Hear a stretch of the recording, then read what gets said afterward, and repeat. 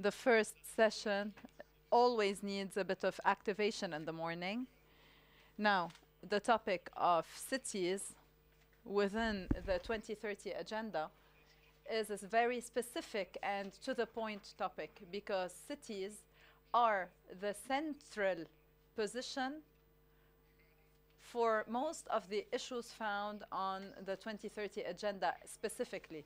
Most of the citizens in the Arab region have moved and lived in the cities, and now this region has basically become a region where most of the citizens are either directly linked to the cities via housing, work, etc., or linked to these cities as part of the ecological print and transformation. For now, we have no more urban and rural differentiation like was in the past. Today, we have an agenda of geographic integration or territorial integration. So territorial integration between the cities and the surroundings. And this integration has led to a form of political economy, practical economy that links cities to the surroundings, linking the different human settlements one with the other. And we cannot today talk about development in a city alone in isolation. Rather, we have to talk about an integrated, comprehensive network of economic and social as well as political processes that are intertwined. And this necessitates, of course, physical linkages as well as an economic interconnectivity from the perspective of value chain integration, as well as a social connection if we look at what we call social cohesion. And in addition, and on top of all of that, we need some sort of ecological linkages because urban territories and rural areas are linked to one another. And to discuss the agenda of the 2030 agenda in Arab cities, we have a panel, we have many panelists who have practiced their work daily for years now, and today they will talk about different aspects of positioning the 2030 agenda vis-a-vis the topic of sustainable cities. And I repeat, when we talk about cities, we don't only mean the administrative borderlines of cities, but rather cities as an integrated case, meaning rural areas as well as urban areas. Without going into the details, we have Mr. Suhaib Yahya Derzi from Mosul, and he is currently director of the Civil Engineering Department at Mosul University in Iraq. He's a member of the Supreme Advisory Committee for the Reconstruction of Mosul. We also have Ms. Mona Fawaz. She is an assistant professor in architecture and design, and she's a coordinator of the graduate programs in urban planning, policy, and design at the American University of Beirut. We also have with us Ms. Huda As-Sayyabi. She is director of community-based initiatives and the national focal point of physical activities and the Healthy Cities program at the Ministry of Health of Oman. And last but not least, we have Mr. Adib Name, who is an expert in poverty and human sustainable development, and currently he is a senior advisor or independent consultant in poverty and sustainable development. We will now give the floor to the participants. Each panelist will be given 5 to 7 minutes, and then we will open the floor for a discussion. But allow me to remind all the participants that we are here to discuss rather than provide one-way discourses. So we will be strict in timekeeping in order to open the floor for more and more discussions. I give you the floor, sir. Thank you very much for ESQA. Thank you for Mr. Muhammad Al-Hakim for inviting us. Excellencies, ladies and gentlemen, I would like to thank your presence. Today I will be talking about the Mosul city in the Ninawa Gaza. And last year it was highly covered by media because of what has happened there. Of course, the war and then later on the liberation. With the help of God, we were liberated from Daesh or ISIS. Now, Mosul is the biggest Gaza in Iraq, inhabited by 4 million citizens, and it was occupied by ISIS for 3 years, from 2013 to 2014 to 2017. And what happened was that most of the citizens were displaced, and of course, they are a myriad of Yazidin, Christians, Muslims, Turkmens, Arabs. A lot of them were displaced, and they suffered a lot. Students were deprived of education for 3 years, and during the liberation of the city, a big part of that city was totally destroyed. And here, of course, we know that Mosul is divided into the eastern and western part by the Euphrates, by the Tigris River.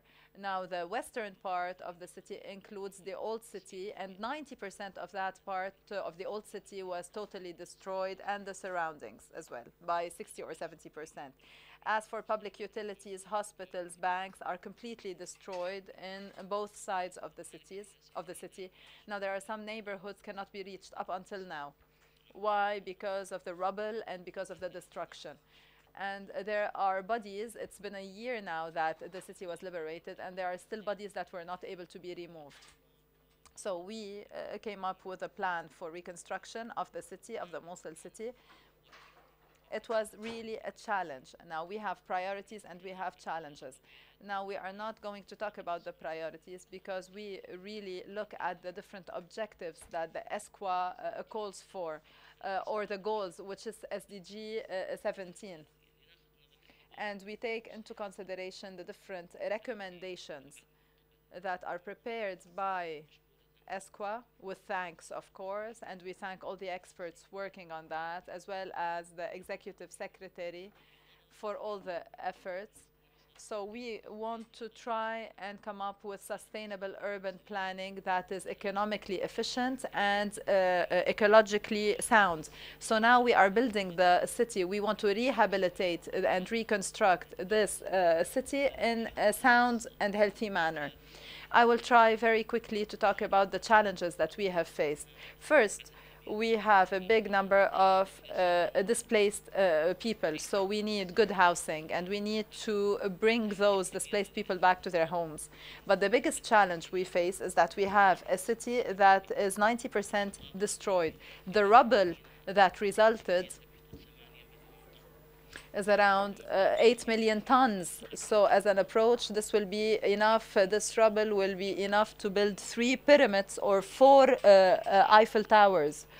And when calculating the different distance, we will see that we can come and go 16 times on a very long trajectory. So we had a preliminary plan to recycle this rubble, or we can use that somewhere else. In addition to dealing and managing with this rubble,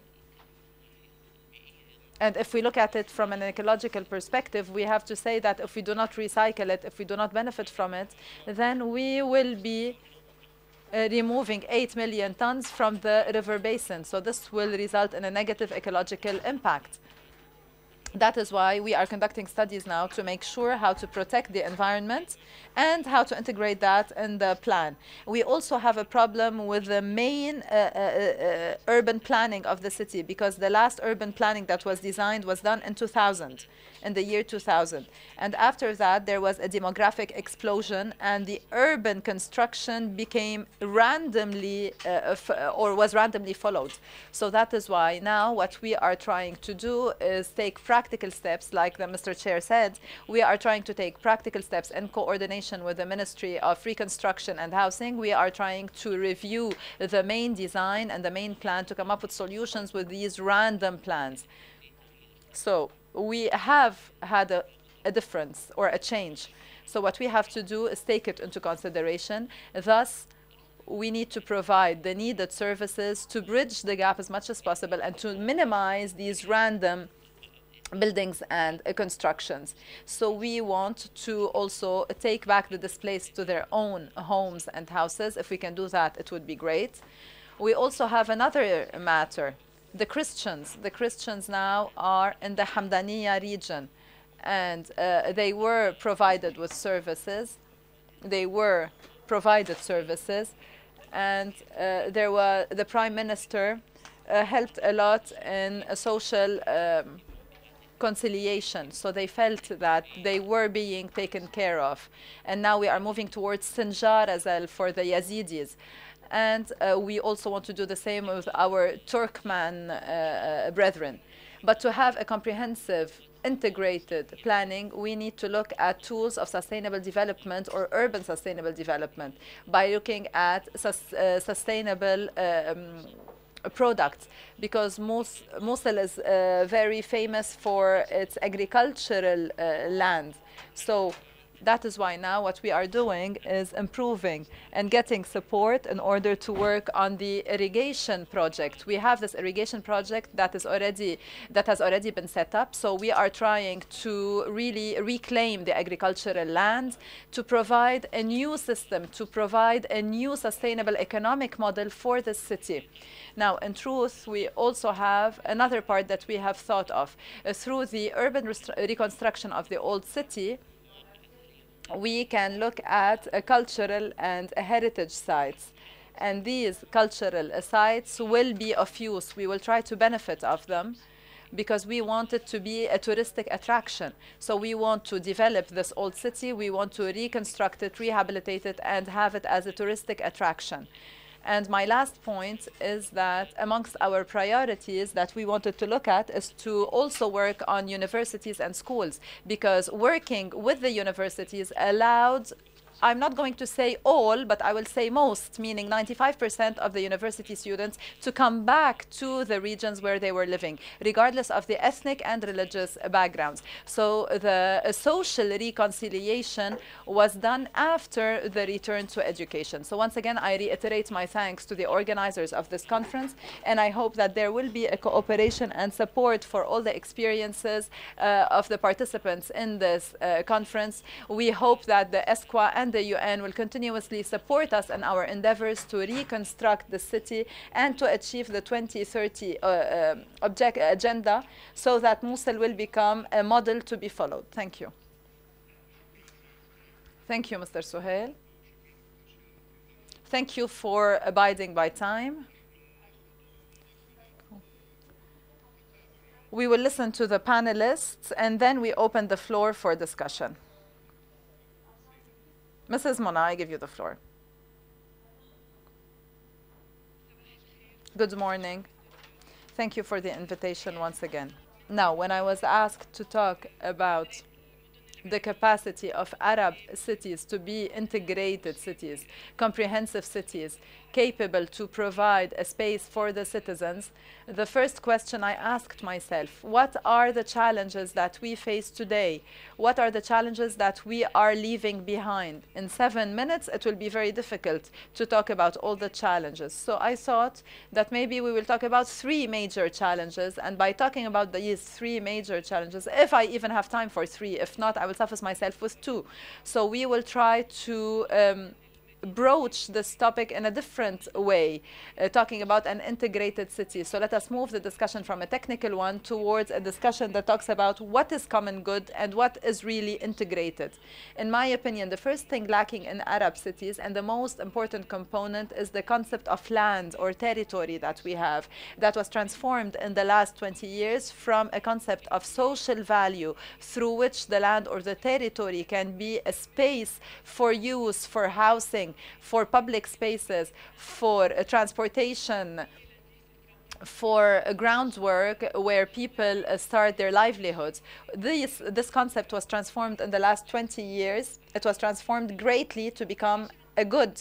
Why am I saying that? I'm saying that because if we look at the example of Lebanon, now the State Council is supposed to meet and talk about the legality of a decision that was taken during the budget drafting. And this is a decision 49, everyone is talking about it, saying that anyone owning an apartment in Beirut that is $500 million in cost will have the right to get a permanent citizenship. This comes after, or a residence permit. And this is a second decision after what the central bank said we cannot give housing loans because there is a problem with the different policies. So these decisions are drawing a certain scene, transforming the discussion on housing to a financial, physical concept and understanding, leading us more and more to ask for additional loans. And if we allow a non-Lebanese to own an apartment, asking ourselves if this person is replacing someone else. Now, in my opinion, this approach is a problematic one. It is a wrong one, because those who are asking for more loans will also be asking the question in the wrong way, because the correct answer to be asked is how has the land and territory in Beirut and in many other international cities, how were they transformed into goods? What are the policies that we followed and adopted, allowing most of the economies to be based on real estate processes and takeovers. So the question will be, how can we attract more money into the cities through incentives, through creating incentives, allowing people to invest in these cities? And we say people, when we say people, we mean anyone buying an apartment. So urban policies in most of the Arab countries still do not resist this thing. There are many planning tools that were used in South America that we were unable to include. One is the value capture taxation. It says that once the real estate value increases because the city has invested in transportation networks or public spaces, this increase in the cost of the real estate will not be to those investing in the real estate, but rather to the city, because it is a public space. And here we will be able to balance the public interest represented by the integrated city on the one hand, and between the investor on the other hand, who wants to make a profit, but nonetheless an acceptable one. So these tools are used in Brazil, for example, to regain and restore the beach or the coast of the city. But we have unable yet to do that. Another very simple policy also. In Beirut, anyone owning an empty apartment will be exempted of the municipal taxes because he will be considered not using the city. This way, this owner is participating in the death of the city or sleepiness of the city without being a lively city, and as well being exempted of taxes. In any city of the world, those who have an apartment and it is not being used will be taxed more than others, because this is the case everywhere. But what I'm trying to say here is that if we want our cities to really be integrated cities or integrating cities, we need to think how to regain the social value of the territory or the land. And this will lead to housing policies, public transportation policies, public spaces, allowing the city to reach and achieve the SDGs we are working towards.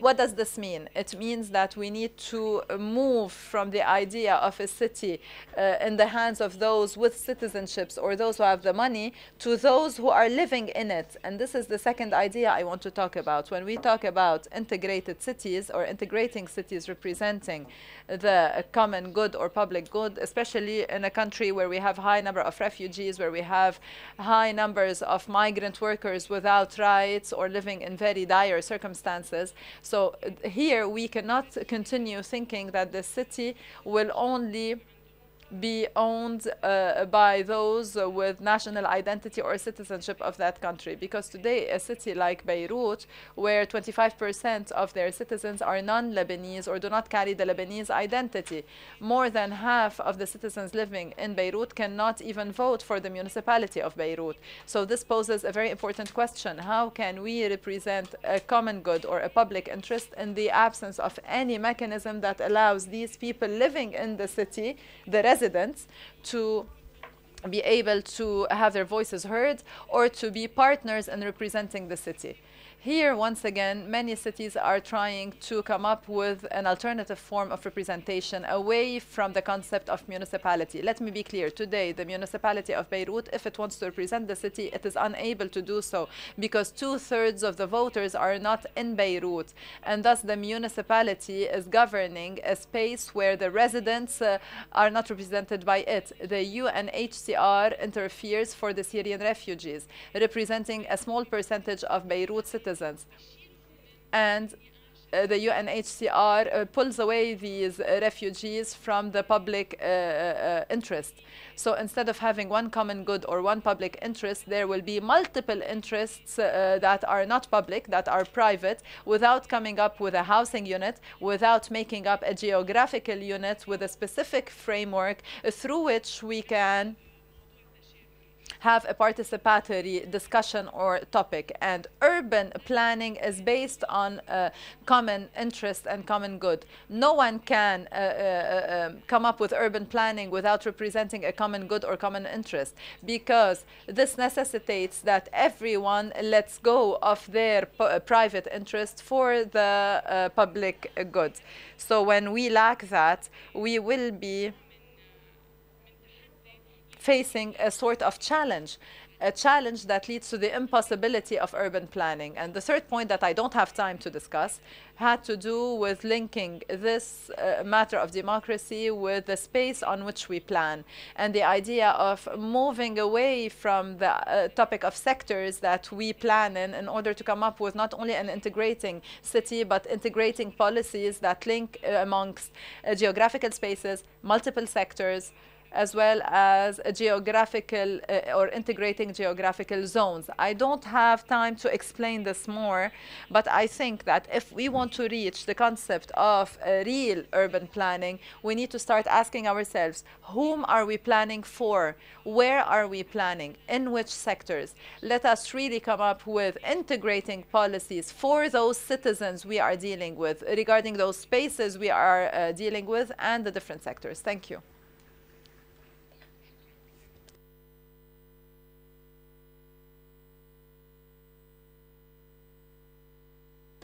In the name of God,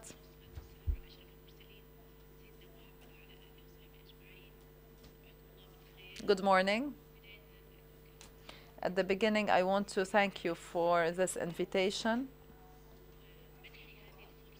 and to provide me the opportunity with talking not only about the experience of the Sultanate of Oman, but it's a voice for whatever is healthy, whatever is sound in this conference. I think we all agree that health is something very, very important in sustainable development policies and plans, because it is an objective and it is a goal that all people want to achieve. It is at the same time a tool or a method that is found in other goals, development goals. However, despite all the developments taking place in the world, whether we are talking about social, economic, or environmental aspects, unfortunately, health is still at risk in many countries. Why? Because shortcoming in the different procedures that are relevant to different aspects of development.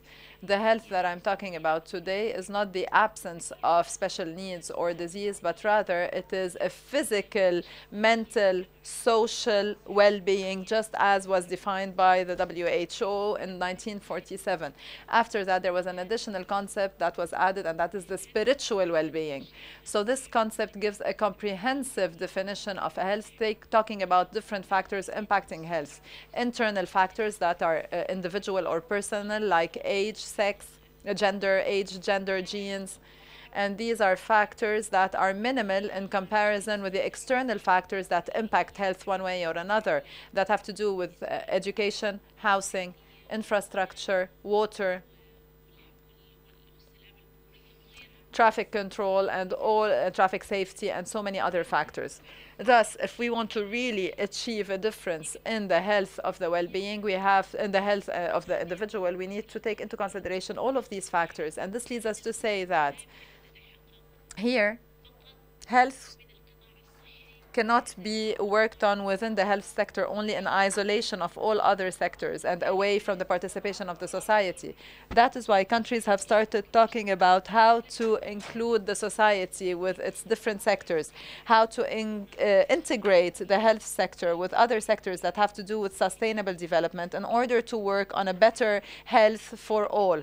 So many concepts have emerged, so many different methodologies and ways and processes, one of which was the social initiatives based on the participation of the society, declared by the WHO, adopted by so many other countries, and each country would name this approach according to what it deems appropriate. This methodology is just a working methodology, asking the society to be included along with the different sectors in order to have an improvement of the economy, society, and environment.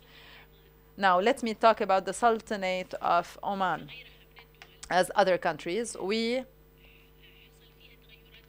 have witnessed many radical changes. There was an improvement in the health status because we are proud looking at our health indicators. They are amongst the best in the world. And we can compare them to those of developed countries by looking at the decreased rates of mortalities, as well as the improvement in the expectancy, life expectancy, where we used to talk about 47 years of age as life expectancy. Now it is more than 74. This would not have happened if it weren't for interferences in the health sector and building hospitals as well as training doctors. But not only that, but rather from the early 70s, there was a renaissance of some sort where we looked at housing, infrastructure, income levels, etc. However, just like any other country in the world, we face many challenges. This globalization imported many challenges and new ideas and new approaches, although it was positive, of course. That is why we have witnessed also a change in the patterns of life, because now life has become lazier. We depend on snacks and junk food, and we have seen different behavioral patterns like drug use, drinking. So we used to suffer from contagious diseases, whereas now we suffer from chronic diseases like diabetes, blood pressure, heart disease, etc. And so many people talked about the displacement of people from rural areas to urban areas, and this has led to many problems. But we were pioneers in Oman, where we looked at the different strategies, conventions, and agreements. And since the early 90s, maybe we were amongst the first countries in the Arab world where we looked at the concept of healthy cities. We included healthy life patterns. We looked at the basic developmental needs to be met. We took into consideration the gender component in development, and now we have 24 healthy cities, as well as 2 different programs for healthy lives. And we have entered the concept lately of what we call a healthy island. What is the concept? What do we mean by a healthy city? Of course, you will ask me, a healthy city, what is a healthy city? And how can a healthy city be different from other cities? Are there, for example, specific characteristics that differentiate? Is there a specific methodology that we adopt in order to reach the concept of healthy city? I will tell you what we do. First, it is organization of the society, because any healthy city needs to have its society organized. And we do that by establishing committees that will manage and govern the society. Committees made up of citizens from the society themselves. And this will allow the inclusion of all classes and groups, whether the youth, women, etc. And after that, we work on analyzing the basic needs, developmental basic needs of the city. We conduct surveys of the different families and households in the city, where we analyze the data, whether at the social, economic, environmental, or cultural levels. And the society in itself will be taught and will be trained in a specific way on how to conduct surveys, how to specify the needs based on scientific methodologies, allocating the priorities, working on planning. And what differentiates this methodology is what we call planning at the base. So basal planning, because we start with the grassroots, we start with the society, and this will encourage encourage to adopt the culture of role changing. So we don't want the society to be passive, but rather we want them to be pioneers. We want them to work in harmony, in coordination with the state. So the state will just facilitate the work of the citizens and the society. And amongst the practices in the program, we talk about a societal ownership. So when the human being feels that his role is essential, his or her role is essential in this process as a whole, this person will feel that he or she is the owner of achievements. Now, of course, time will not be enough for me to talk about all of these achievements that we have reached in our healthy cities and even in the healthy villages that we worked on. But we have evidence, we have proof on how to, or how our health indicators have improved, specifically in the cities we have worked on in comparison with other cities. A change in know-how, in behavioral patterns, as well as a huge transformation in the well-being and the health of those societies. I will stop now because my time is over, but I am more than willing to answer any questions you might have during the discussion. Thank you.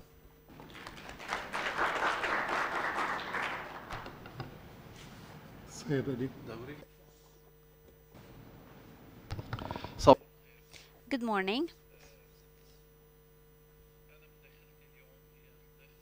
My intervention today has a practical and a purely palpable approach, and it tries to answer a question that you as governments, CSOs, academics, researchers, or heads of municipalities are trying to answer.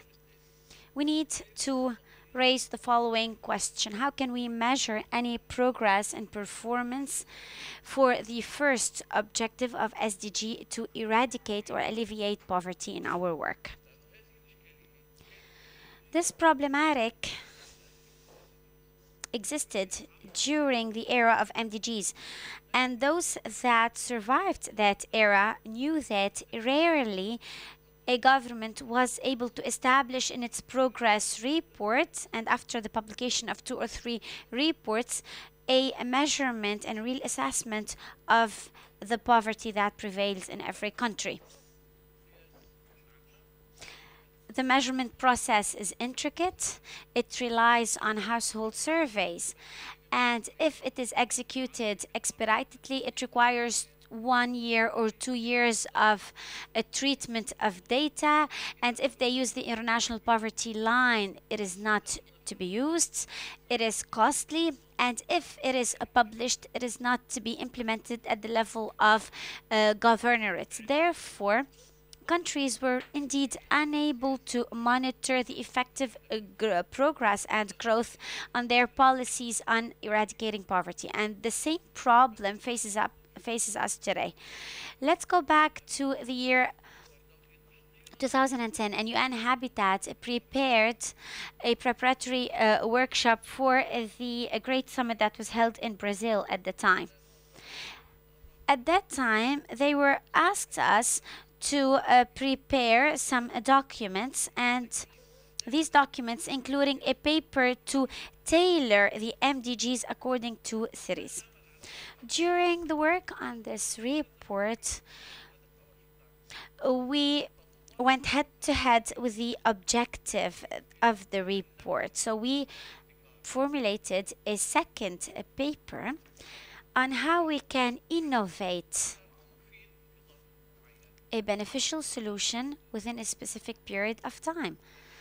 As a colleague mentioned yesterday, how can we have a guideline to measure poverty that can be regularly used on a yearly basis or every 2 years?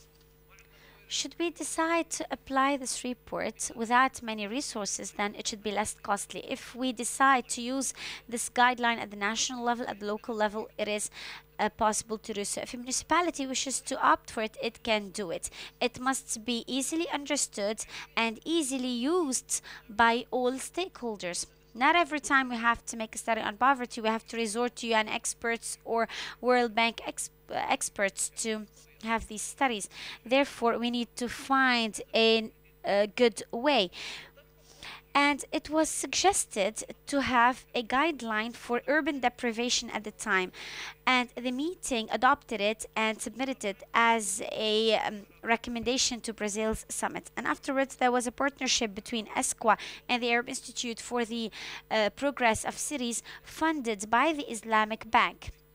At the time, we tried to implement this idea, and we did so in 3 cities: in Nouakchott, in Tunis, and in Tripoli in Lebanon. In Nouakchott and Tunis, the work was not completely done, but the work in the city of Tripoli in Lebanon, it was completely done, and we have established a report in details of this work. What is the importance of such a tool? Is this tool viable or not? Is it useful or not?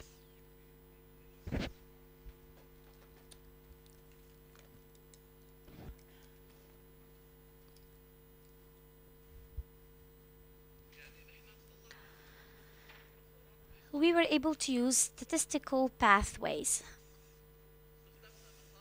We have used one statistical pathway, one criteria-based pathway. We went on field and we developed a very simple guideline that can be used by people, and it is harmonious with all the modern methodologies to measure poverty at an international scale. We were able to measure poverty in the city of Tripoli in Lebanon in a very simple manner, easily understood by people. Indicators do not necessarily apply to every city per se. Therefore, we need joint efforts in order to produce a regional guideline. In a very simple manner, we are able to assess all dimensions in relation to deprivation, and the measurement is not intricate or complex. For instance, if we use 12 indicators, if a person is deprived of 6 indicators out of 12, he can be deemed as a poor person. Therefore, we were able to have results in unitary studies, and the outcomes were according to the neighbors of the city.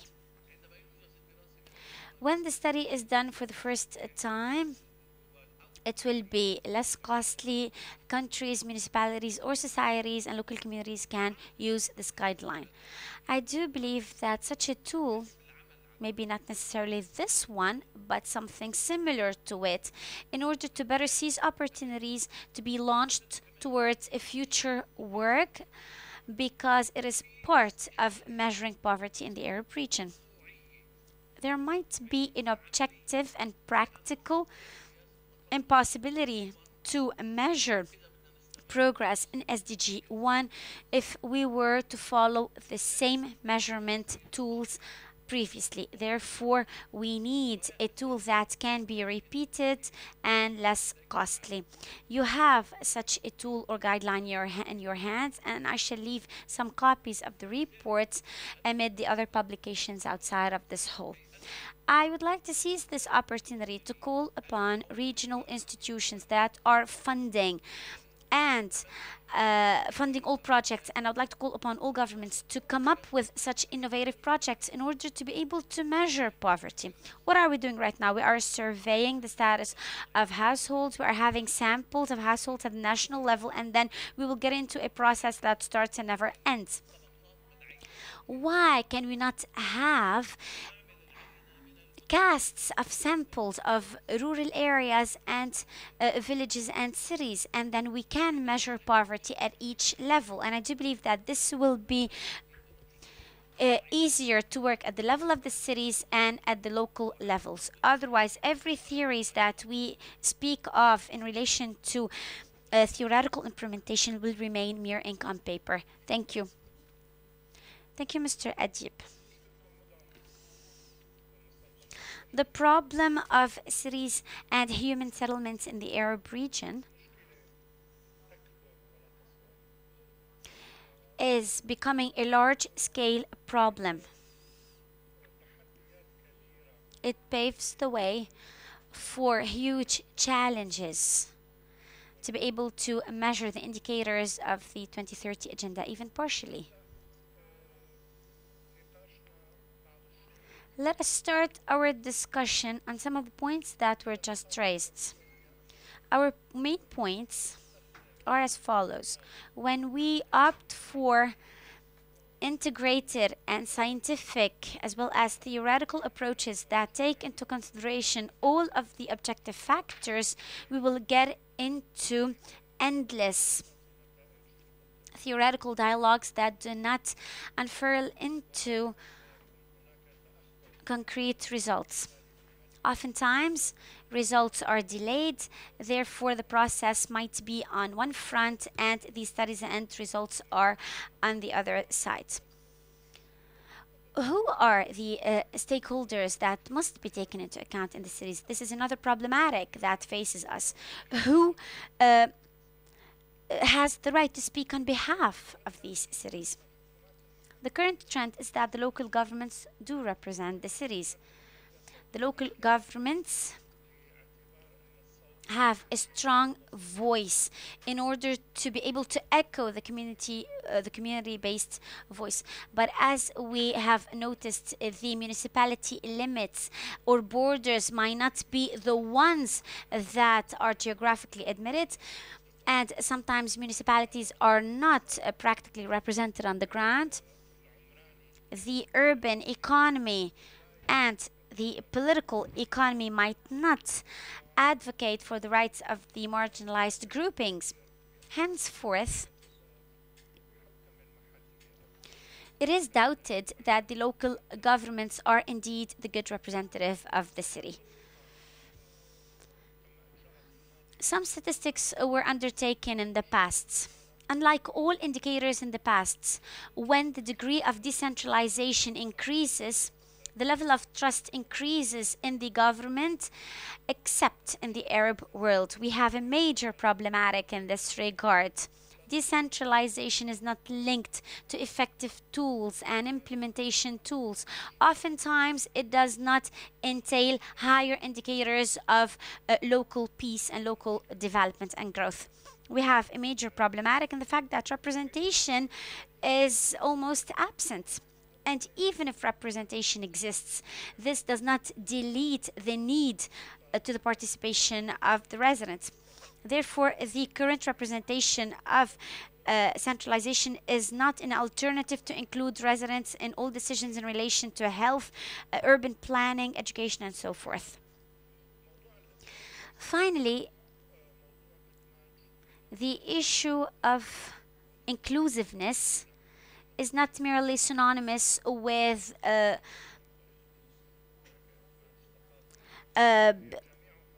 richness or poorness. They are linked to many other factors in the society. This is a summary of what we have heard from the four panelists. And now I throw the floor open to discussion and to Q&As.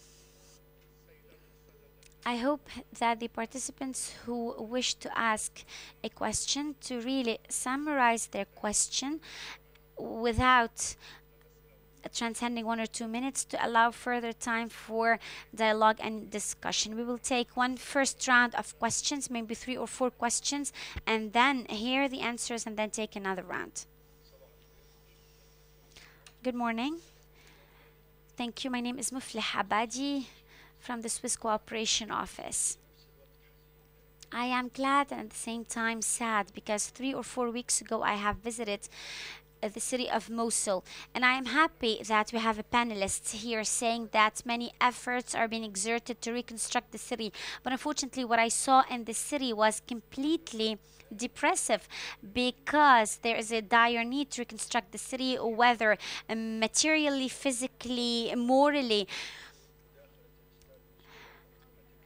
We have listened to the presentation of the Syrian panelists and how we deal with the freed cities, starting with emergencies, recovery, and then sustainable development and so forth. My question is as follows. There was a meeting for funding agencies in Erbil on the 18th or the 19th of May. There were unclear plans, and the problematic was how to start. What is the plan? How to start communicating, even to be able to reach the countries or the cities that need reconstructions. It is a challenging task per se. You need a lot of measures, and to prepare work on the ground, it is not an easy task. There is a challenge. Was there a plan to bypass this challenge in your case? Thank you.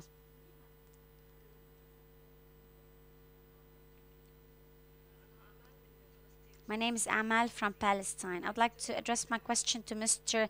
Adib. Thanks to your innovative ways to measure poverty, are there ways, are these international ways or national ways? What is the role of women? Every country has its own specificity, and I do believe that women must play an instrumental role.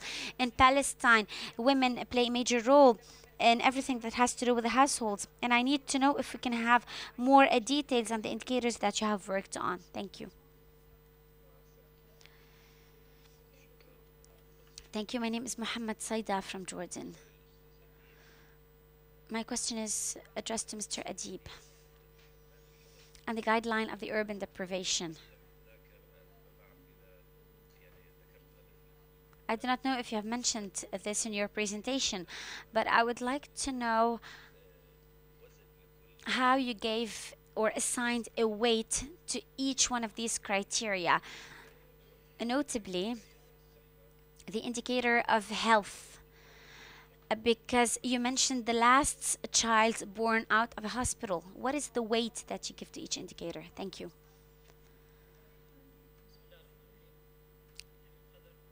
Mohammed Khudr,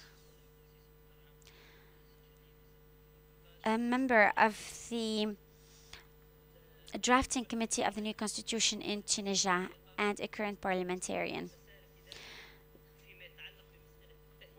In relation to the preparation phase or to this urban planning, there might be a contradiction between the fact that it has to be commissioned with the local authority, and because cities are integrated, there might be a need for an intervention by the central government. How can we align between these two needs?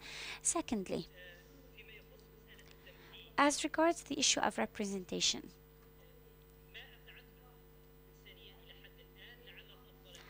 humanity has so far come up with a great principle, which is democracy, that enables human beings to express their voices and opinions through many ways of representations. And then the door is ajar in front of the participation of the citizen.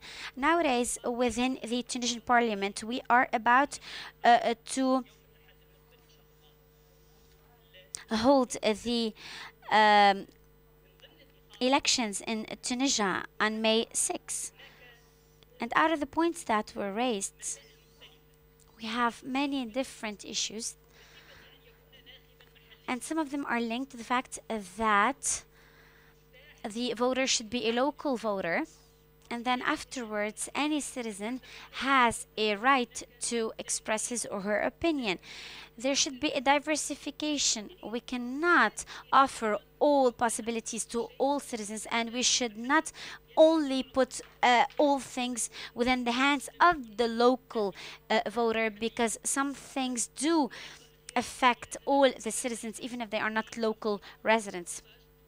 In 2014 constitution, we have stipulated the fact that we do not speak of cities as being islands within a geographic land, but within the soil of the Tunisian country, there is no single city that is outside of the urban planning or municipal planning. Thank you.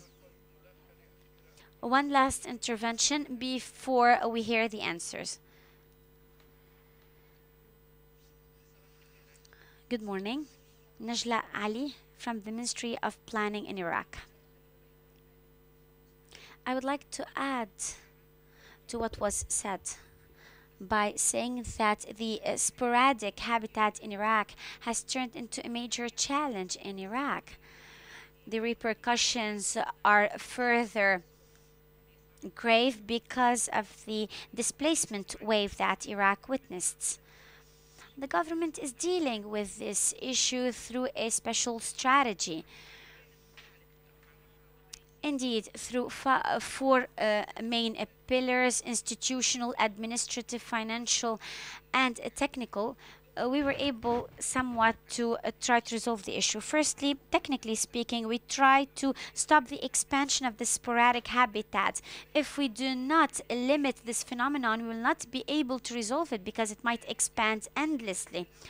We have started this through satellite images. We have identified the locations of sporadic habitat, and the Council of Ministers endorsed these images, saying that these groupings of habitats are sporadic and must be forcibly removed. We have also determined the usage facets of these lands, should they be residential, industrial, commercial, and so forth. We have even established a fund that will be within the legislation soon. But we have faced a huge problem, which is legislation in this regard.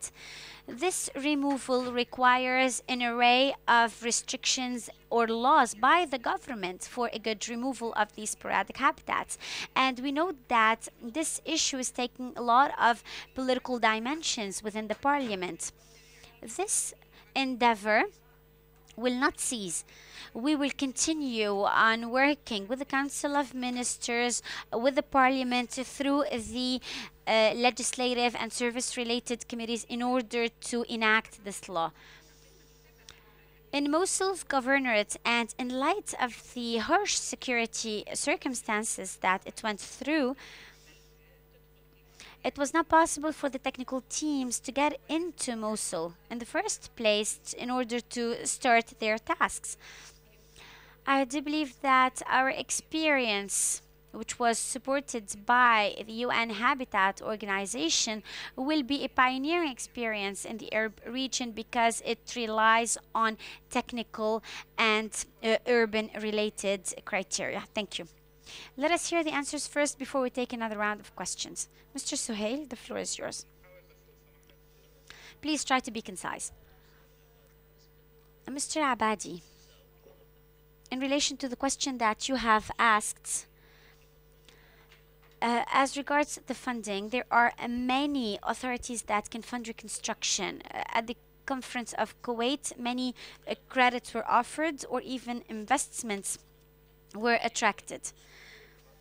To be able to reach the cities to be reconstructed, we have created the committee that cooperates with the administration of each governorate. Every person or every entity wishing to reach the governorate in coordination with these two stakeholders, it is possible to do so. The heart of Mosul governorate is accessible except for the old city, which is completely destroyed, and the presence of a lot of rubbles. So now we are trying to remove the rubble out of the streets so that to render the city more accessible, to be followed by a later reconstruction phase. We also had a problem in the Sinjar province in Mosul. It was problematic, and thankfully in the last month it was resolved thanks to the efforts of the Prime Minister, and the Iraqi army somewhat had the upper hand, and so it is possible to access it from now on.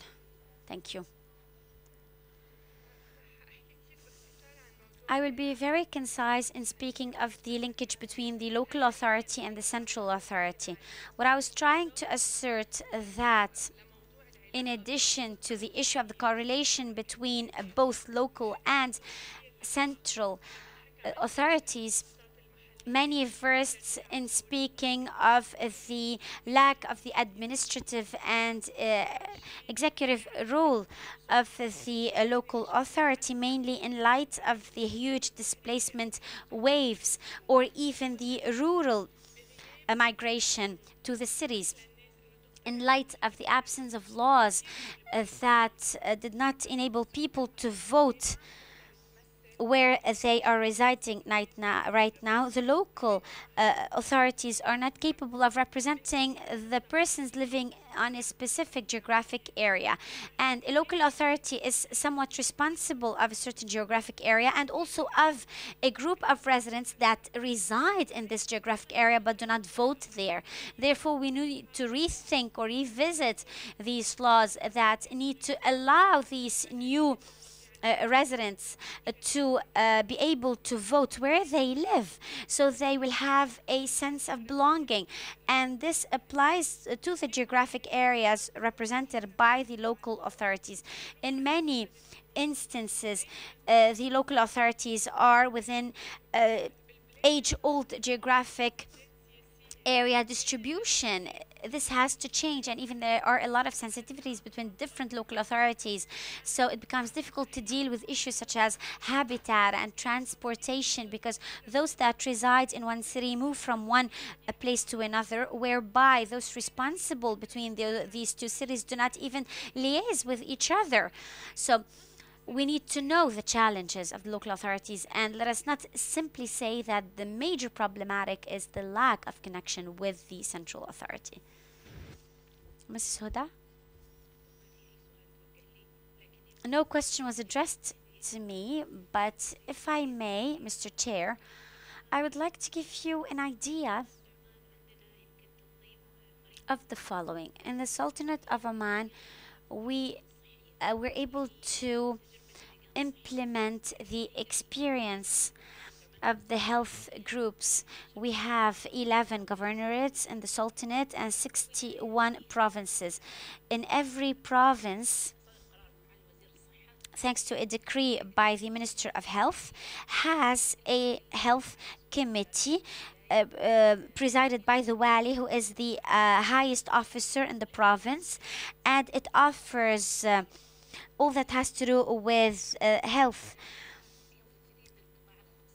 It includes representatives of the private sector and of the public sector, and this composition enabled us to analyze the status quo in each province and to identify development needs. Every province will then launch its own plans that must be integrated within the major development plan. Every province will be able to reach the highest levels of health services and livelihoods. Therefore, we have witnessed a new wave of competition between provinces, and on a yearly basis we offer an award to the best province that offers the best health services, and I believe this better serviced the development process and improved the level of health services. Secondly, we're able to polarize some volunteers at the Ministry of Health. Within our Ministry of Health, we cannot reach out to all segments of society. Therefore, we had to polarize some volunteers amongst the young persons that wish to volunteer in order to be a focal point between the Ministry of Health and the residents and the local communities. And so they were able to convey some health-related messages, and they were even able to rectify some misconceptions on the role of the Ministry of Health,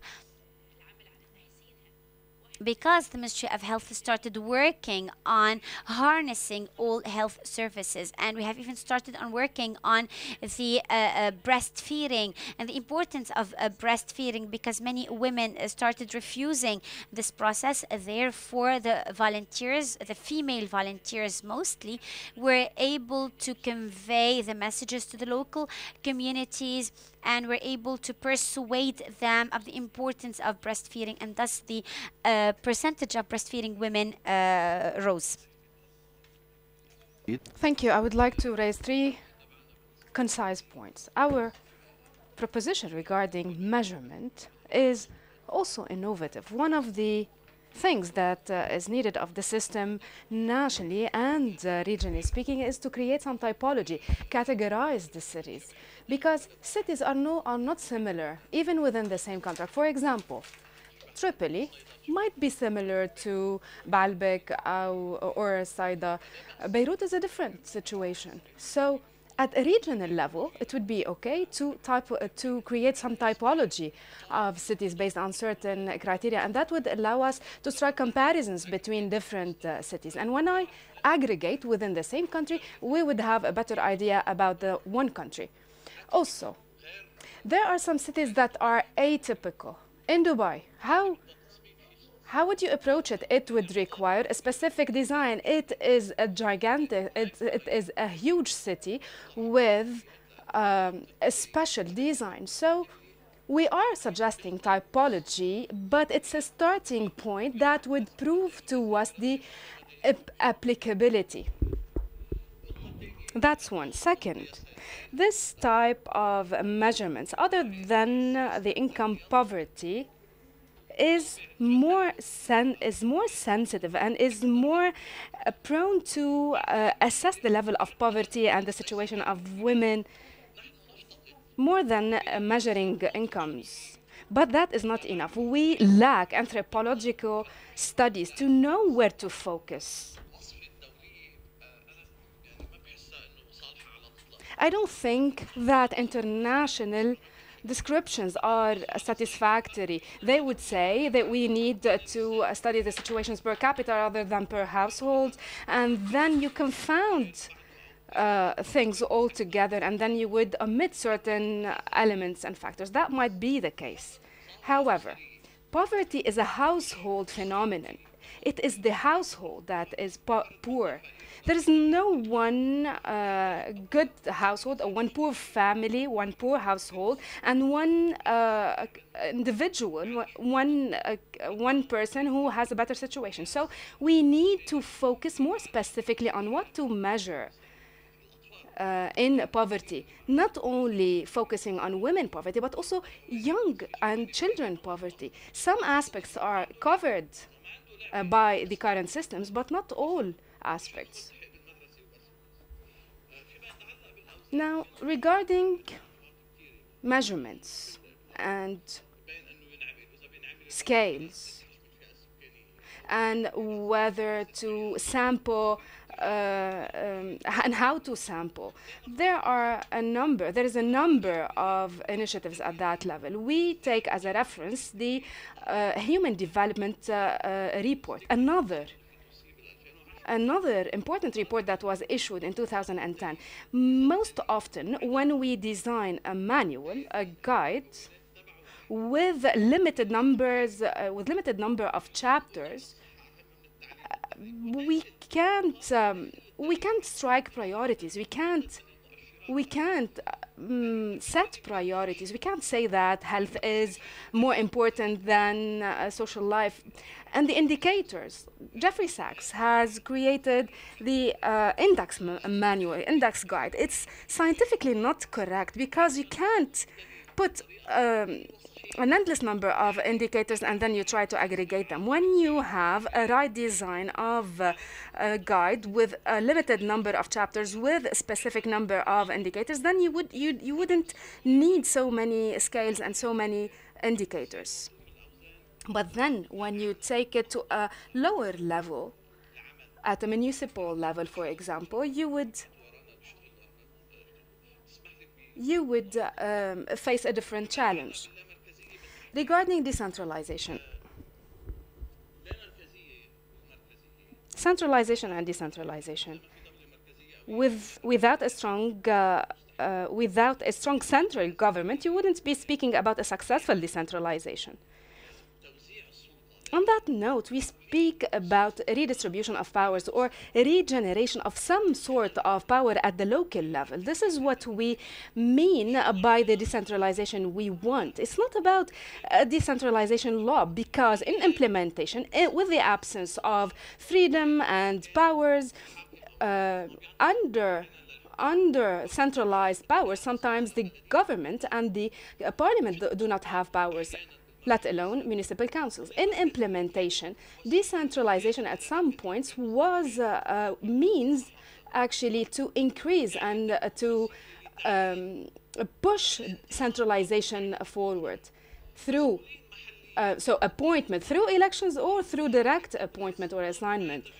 Officials more related and affiliated with the with a political class, and that leaves us with a more centralized political network that would allow more centralized exercise of power. So it's more complicated than just issuing another law on decentralized, on decentralization or control authority.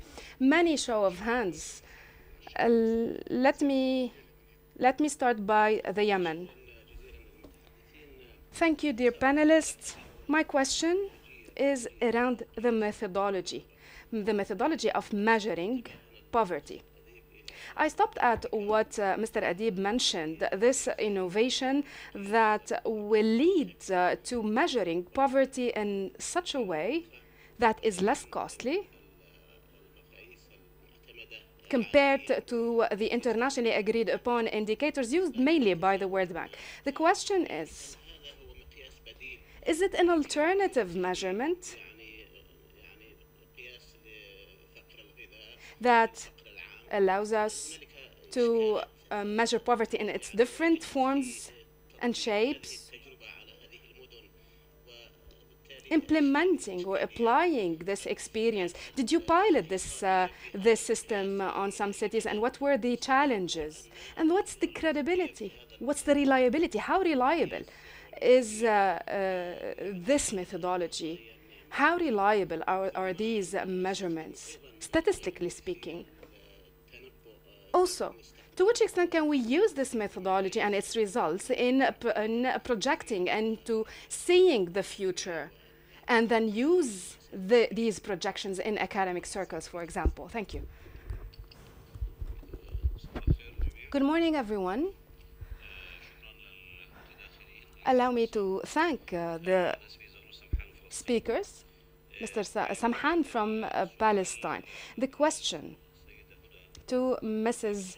Huda on healthy cities. Speaking of healthy cities, cannot omit the discussion on waste, sewage system, sanitation, quality of air, and all of these issues were omitted, were skipped in your presentation on healthy cities. And a question, in the Arab world, can we really move our cities or transform our cities into healthy cities, specifically when we talk about old cities, those cities that we can no longer redesign or replan? So can we take that, the factor of healthy cities into consideration when it comes to traditional and old cities? Is it implementable as a concept? The services I referenced, waste, one of the very heated issues in the Arab region. We're stumbling, we're not knowing what to do with this issue. The waste between collection and the traditional sorting, and then using waste for energy, and the solutions are not really obvious. Another question to Mrs. Muna on the sustainability of cities. What about the usages of lands, land use? The Arab cities are not alike.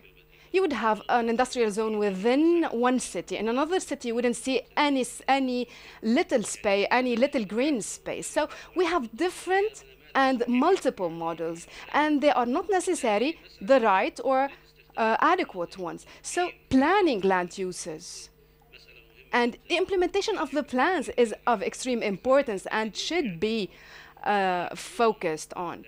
And we need to take into consideration those cities that are under occupation, for example, the Palestinian territories, an increasing, an ongoing increase, demographic increase, and more stress on the lands, more stress on the resources, on the services available. It is another issue that we need to pay attention to and reflect in our recommendations and this conference's outcomes. Thank you. Madam.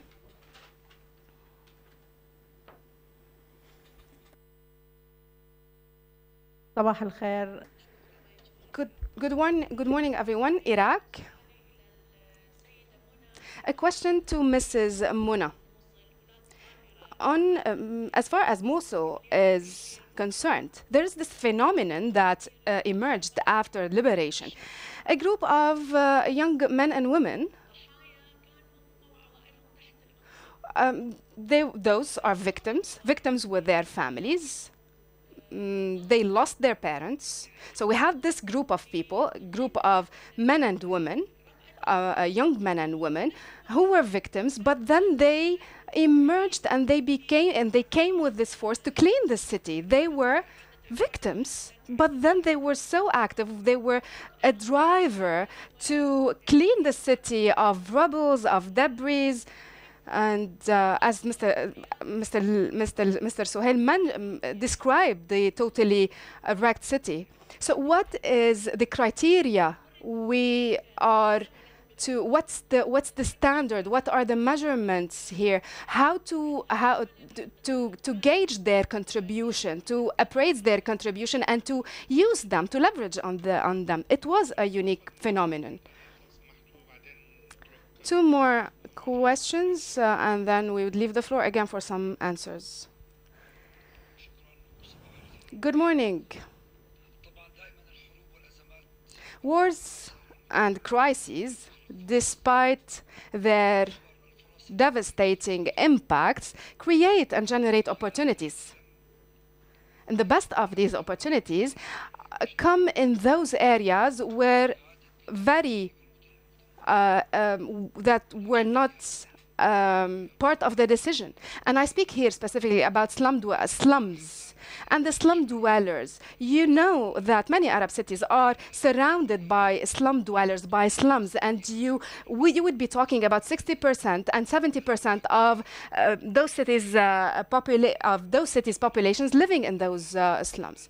So in Iraq, Yemen, Libya, do you have any approach to reorganize these slums based on the criteria and standards of sustainable cities?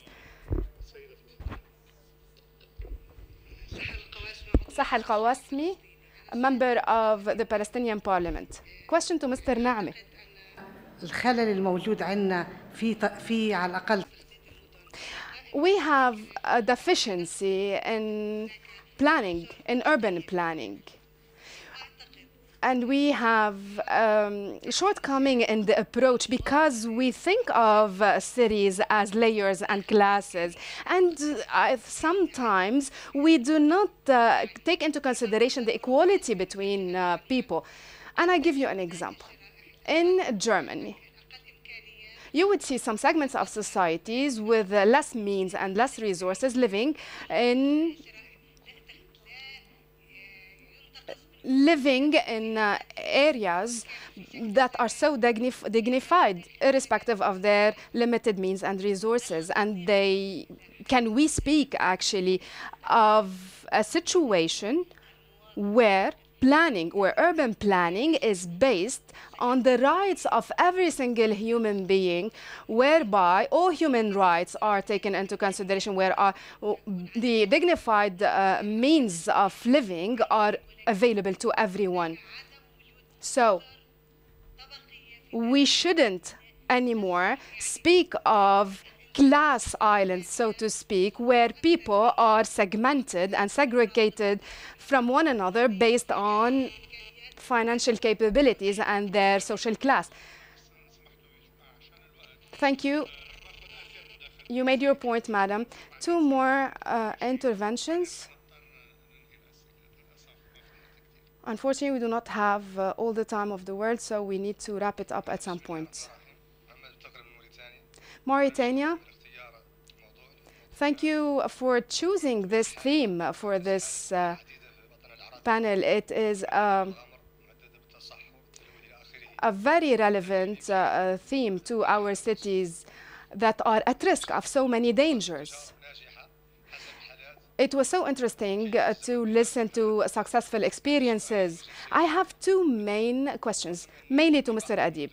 You said you have conducted some studies in some cities, but you mentioned the fact that some studies were stopped. Were they stopped for temporarily or permanently? And why? Also, you said that poverty measurements standards take into consideration local levels. And what about these standards? Can you speak to us more about these? And then can we have access to your valuable presentation?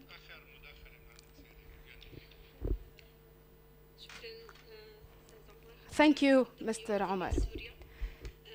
UNDP, Syria. 2 questions to the panel. One for Dr. Adib, and I thank you for the valuable presentation. The multidimensional poverty measurement, at the local level, it's always easier. What about the mechanism of data collection? Did you go for interviews, surveys? At the local level, I'm speaking. Second, how can you link the results coming from the different local levels to the planning to policy planning at the national level? Second question to Mr. Omar, because he is an expert in this field. And thank you, Mrs. Mona, for the valuable presentation.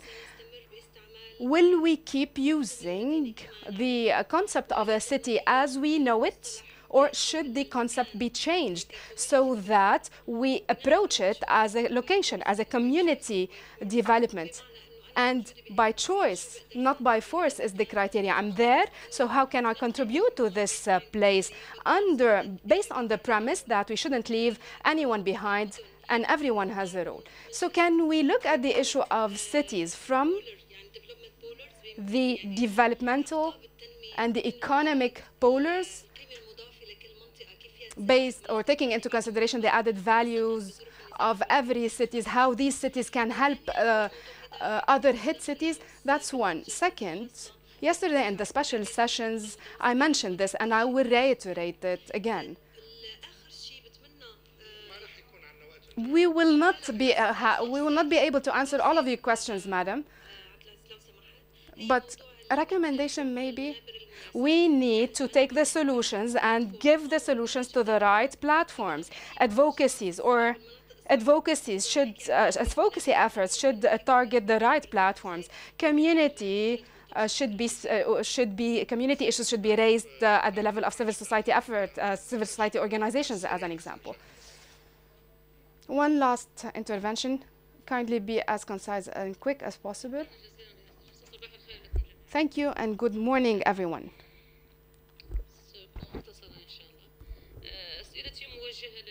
My questions.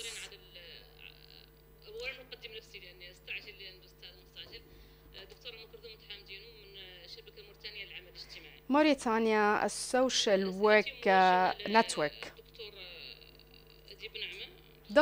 My questions are for Dr. Adib Naami. The approach to poverty. Starting off from one of the economic definitions of poverty, the poor person is the person who has a salary, who has a wage, but that wage does not cover their basic necessities or basic needs, health, in terms of health and education and food. Food being considered as a main premise for health, and health being a main consideration or main driver for education. In most Arab societies, we see that poor communities are abundant, and how can we measure their level of poverty based from the angle of their incomes? That's one. I would like to stop you, madam, with all due apologies at this point. You can carry on with this conversation with Mr. Ali. But I have another question. How can we speak of just social development with all these shortcomings? We are running out of time, 2 or 3 minutes as an answer for answering each question.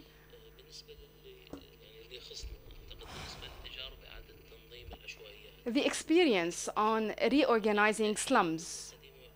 there were a number of initiatives undertaking rehabilitation and restoration of old cities and reorganization of slums. In China, China had a good experience.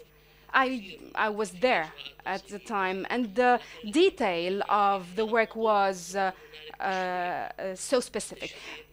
The first premise, the first pillar for this work is legislations. In Turkey, you would see that they have went about developing those cities, and maybe we need to consult their experience. I spoke about the social value of the land, and that requires a political will. The political will would allow us to say, this is a land to be used for residents. If we start from the premise that slums are chaotic and should remain chaotic because the people living there are it's the fault of the people living there, and if we approach it from this perspective, we couldn't address this issue properly. I wouldn't call it slums. I wouldn't call them slums. I call them indecent locations. The first meeting, one of the conferences of the UN Habitat in Vancouver considered that considered the slums considered slums as a need, or approach the slums from a need to having a place of residence rather than a problem. So if we acknowledge the fact that the slums in the Arab region are the result of our immature political decisions and legislations, we would have a better approach at solving this issue. Also,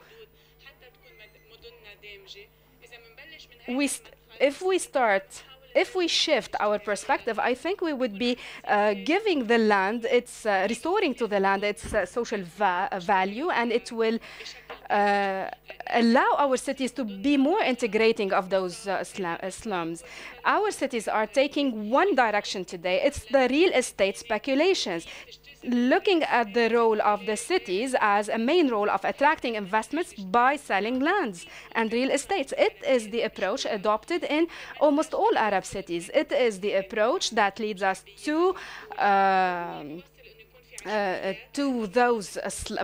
the proliferation and the mushrooming of those slums, because you would need so many poor workers or cheap labor that will end up in those slums. So our approaches, our policies are leading to those indecent places for living. So we need to change our perspective, our approach to the land. Speaking of land use planning,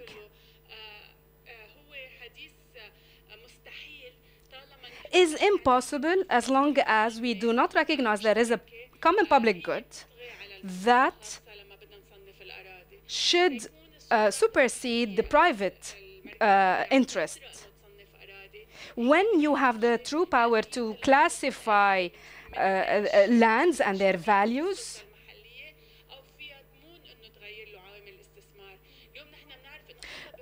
you will have a better approach at giving those values to the lands. In Ramallah, you see that those newly emergent projects are changing the character and the features of the city. So you see that there are strong interests that are now tightly related to the real estate. And I'm mentioning Palestine as an example, not because of the occupation situation, but because of the way the land and the value of the land is being used. And of course, the occupation factor would complicate the situation even further. But even in Lebanon, in Cairo, in many other cities, we know that real estate speculations makes it that municipalities not being able to recover the coastline so that they would become commons again. So maybe this conference needs to come up with specific recommendations on this issue, reconsider, reshape the social value of, rethink the social value of lands. value of the social value of land should be reflected also in policies and in tax incentives and, excuse me, in taxation means. Every year, we need to be thinking of new projects to construct dwellings for people with limited income. I know that many cities in the US are following using these policies, and they are not left-wing or leftist thoughts or ideologies. They are just projects to avert future social problems. The question that came from Palestine on waste and waste, the way we deal with waste. The methodology of healthy cities should take into consideration all aspects. The individuals identify their needs and necessities. We mainly consider the environmental element as a major element at that stake, and we speak of under that of sanitations and hygiene and water. So if the identification of those needs is coming from the individuals, it means the solutions will come from them in participation with the governments. Speaking of domestic waste, and in any other problem, the solutions will be of threefold. Some solutions would be created by the communities alone without any intervention. Some solutions would require the assistance of the government to become feasible. And there are some solutions that go beyond the capacity and ability of communities. Speaking of waste, let's start with the domestic waste. The solution would start by awareness raising of individuals, how to reduce domestic, the quantities and the volumes of domestic, how to reduce their litter. As simple as that. How to then use to use less bags, less plastic bags. Push people to think of where the waste is going after leaving their households, and how is it going? How are they going to be treated in landfills, in plant treatment? So it is an awareness raising, an integrated effort. On the other question regarding the traditional or the old cities.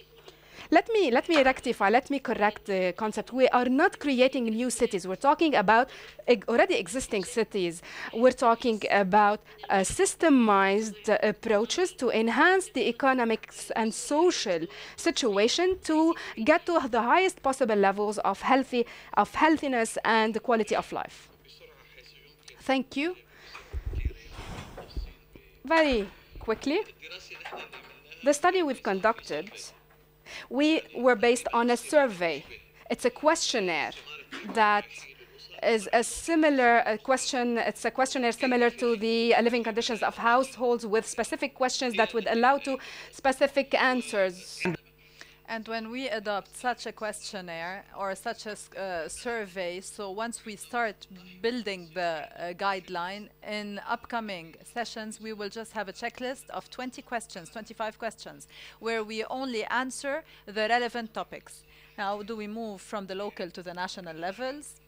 Many ways. We can profile based on cities. We can have upscaling based on demographic census. So many methods.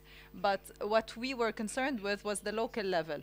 For example, I want to tell you, in Morocco, there was an experience in Morocco where they came up with a poverty map. And based on this poverty map, they came up with interventions of the national initiative for alleviating poverty. And they looked at the poorest regions and where they wanted to intervene. Now, the first problem they faced was that the indicators they came up with, which are indicators for access on infrastructure, because this does not apply to the city. So what did they do? They looked at old cities, modern cities, and suburbs. And what they did was they adopted immediately a different approach. But nevertheless, when they came up with priorities for central spending, I went to one of the governorates, and the governor there told me the municipalities and the groups that are considered as priorities, we know in this region that they are not priorities. That is why we need to reinforce the national measurements. We don't need to replace. I'm not talking about replacement. We always have the poverty line. We have so many other considerations. But there are some calculations that will be done every 5 or 6 years for economic purposes like taxations, and others that will be calculated every 2 or 3 years, and at the local level on one hand and national level on the other hand. So initiatives in this Arab region are many. We are not poor in that, because in Palestine, for example, there's a comprehensive study where they came up with a specific methodology that was highly innovative, and that is very, that was highly adaptable to the situation in Palestine. In other places, self-poverty in Egypt, for example, and in Somalia, I remember years and years before, they did not come up with a household survey or a household questionnaire, but what they did was look at communities per se, and that's how they conducted the surveys per communities. So it's not a rocket science. You just need to look at the tools available and use them. And when we become open in our thinking, we will not just blindly follow the old ways. For example, pockets of poverty. Who said that there are pockets of poverty? There are pockets of well-being.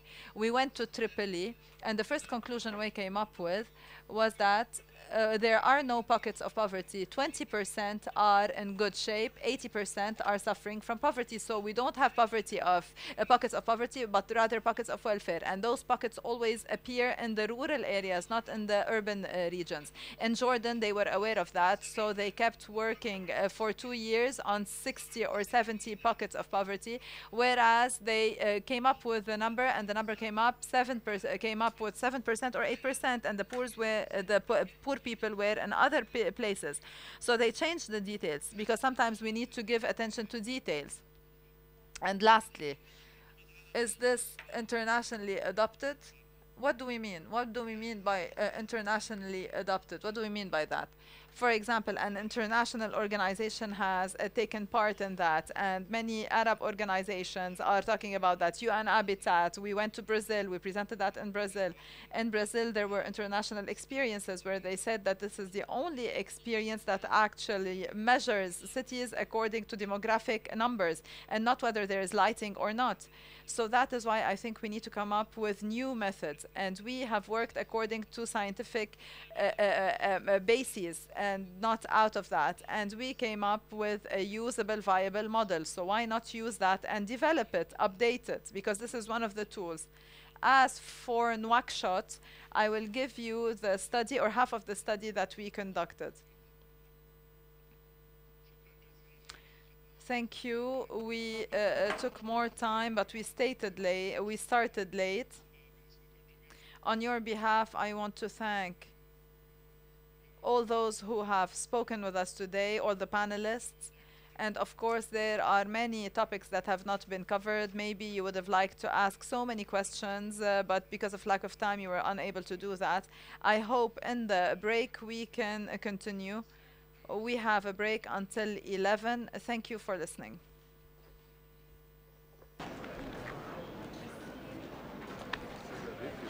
طلب زفير والنسخة من الكتاب تاعنا.